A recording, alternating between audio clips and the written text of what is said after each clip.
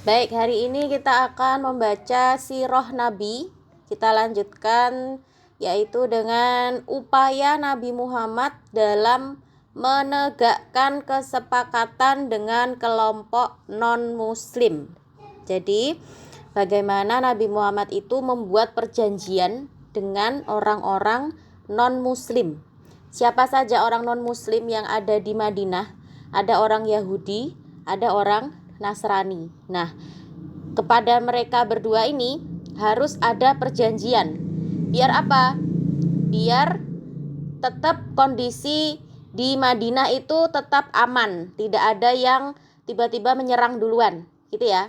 Nah, bagaimana upaya atau bagaimana cara Nabi Muhammad menegakkan perjanjian dengan orang-orang non-muslim tadi itu?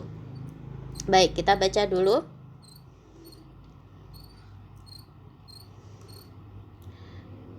Nah, di negara kita, ya, di negara Indonesia, itu ada banyak penduduk dengan beraneka ragam agama, suku bangsa, adat istiadat dan bahasa, ya. Makanya kenapa Indonesia itu disebut dengan Bhinneka Tunggal Ika. Pernah dengar nggak istilah itu?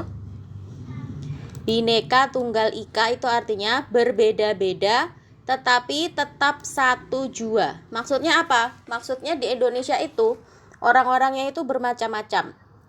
Ada yang dari suku Jawa, suku Madura, ya, suku Sunda, suku Betawi, itu baru di Pulau Jawa.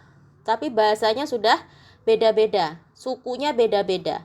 Kalau sukunya beda-beda, otomatis bahasanya juga berbeda, ya. Orang Jawa Timur berbeda bahasanya dengan orang Jogja misalnya, meskipun masih sama-sama bahasa Jawa. Nah, sangat berbeda juga dengan orang Sunda, orang Jawa Barat. Nah, padahal masih tetap Pulau Jawa, hanya berbeda Jawa Timur, Jawa Tengah, Jawa Barat. Tapi orang Jawa Barat bahasanya sudah berbeda sekali dengan orang Jawa Timur dan Jawa Tengah. Nah, apalagi kalau yang di luar Jawa, ada orang Kalimantan, ada orang Sumatera, ada orang Sulawesi, ada orang Papua, ya kan? Banyak sekali. Nah, ada juga berbeda dalam agama. Ada orang Islam, ada orang Kristen, ada orang Kristen juga ada dua, ya, ada Kristen Katolik, ada Protestan. Ada orang Hindu, ada orang Buddha, dan ada Konghucu. Nah, ada juga orang yang menganut aliran kepercayaan. Artinya mereka tidak beragama yang 5, 6 tadi itu ya, tapi orang kepercayaan. Nah, semuanya itu ya, perbedaan-perbedaan tadi itu bersatu menjadi satu negara, yaitu Indonesia. Nah, kenapa? Karena itu slogan negara kita adalah Bhinneka Tunggal Ika, berbeda-beda tetapi tetap satu jua. Nah, di Indonesia Islam ini adalah agama mayoritas. Artinya apa?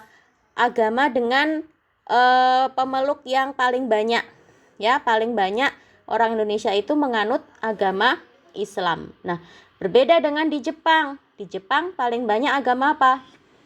Agamanya apa orang-orang Jepang? Buddha atau apa?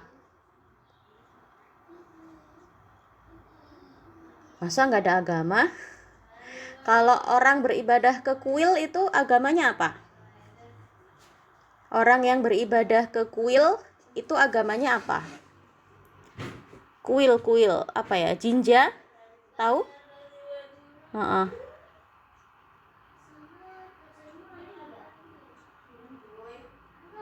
Oh iya, kalau di Jepang itu kalau nggak salah agamanya Shinto ya.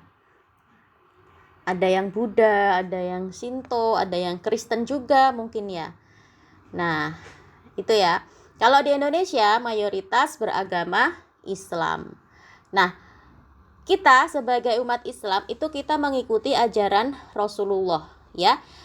Rasulullah mengajarkan kita agar menghormati agama orang lain, ya, dan menghargai perbedaan suku dan adat istiadat. Nah, Keteladanan Rasulullah itu tercermin pada tindakan beliau ketika memimpin kota Madinah dengan menjalin perjanjian dengan kaum non-muslim. Ya. Jadi sudah dikasih contoh sama Rasulullah bagaimana kita berhubungan dengan orang-orang yang non-muslim. Ya, ada batas-batasnya. Kita boleh ngapain, yang nggak boleh apa, yang boleh apa, itu sudah diajarkan oleh Rasulullah. Ya, kita baca sebentar, masih ada waktu sedikit. Yang pertama, ada kesepakatan perdamaian yang dinamakan dengan Piagam Madinah. Nah, ini isinya Piagam Madinah. Ini ya. Tahukah kamu apakah itu Piagam Madinah? Piagam Madinah adalah kesepakatan antara umat Islam dan non-Islam, ya. Kesepakatan antara umat muslim dengan non-muslim untuk hidup berdampingan dengan rukun dan damai di Madinah. Masing-masing pemeluk agama menjalankan agamanya dan harus saling menghormati. Mereka hidup dalam satu kesatuan meskipun agamanya berbeda-beda. Nah, sama persis dengan yang di Indonesia. Meskipun banyak orang-orang non-Islam, tapi tetap harus saling menghormati satu sama lain, ya. Tidak boleh membuat keributan di negara Indonesia ini. Nah, di Madinah itu tidak hanya ditinggali oleh kaum muslimin, Ansor dan Muhajirin. Masih ingat ya? Kaum Ansor itu siapa? Kaum Ansor itu adalah orang asli penduduk Madinah, sedangkan kaum Muhajirin adalah kaum pendatang yang datang dari Mekah. Yang datang dari Mekah, ya, datang ke Madinah untuk berhijrah. Nah, di Madinah itu tidak hanya terdiri dari dua golongan tadi itu, ya, tapi ada juga yang non-muslim, yaitu orang-orang Yahudi. Siapakah mereka ini? Mereka ini orang Arab juga, ya, orang Yahudi dari Arab yang mereka ini belum masuk Islam. Jadi mereka masih mengikuti ajaran Nabi Musa. Tidak mau percaya, tidak mau beriman kepada Nabi Muhammad. Nah, ada juga orang Kristen, orang Nasrani, ya. Sama, mereka juga masih mengikuti ajaran Nabi Isa. Mereka tidak mau beriman kepada Nabi Muhammad. Nah, mereka ini masih ada di Madinah, ya. Nah, dalam masyarakat yang majemuk ini, yang berbeda-beda ini, Nabi Muhammad mengajarkan untuk saling menghormati antar pemeluk agama. Beliau mengajarkan sahabatnya untuk tidak menyakiti dan tidak memerangi agama lain di Madinah selama mereka mau hidup berdampingan secara damai. Nah, sikap Nabi Muhammad ini menunjukkan kemuliaan beliau sebagai rahmatan lil alamin, sekaligus contoh sikap negarawan sejati. Nah, tetangga yang paling dekat dengan orang muslim di Madinah itu adalah orang-orang Yahudi. Jadi orang Yahudi itu termasuk yang banyak di Madinah itu, ya. Nah, meskipun orang Yahudi itu punya dendam, ya, dan permusuhan terhadap orang-orang muslim, tapi mereka nggak berani, ya. Mereka nggak berani menampakkannya kepada Rasulullah.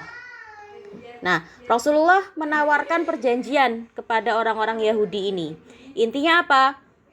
Intinya Rasulullah memberikan kebebasan kepada orang-orang Yahudi untuk menjalankan agama mereka, ya. Mereka boleh mengelola harta mereka, ya, dan tidak boleh menyerang, ya.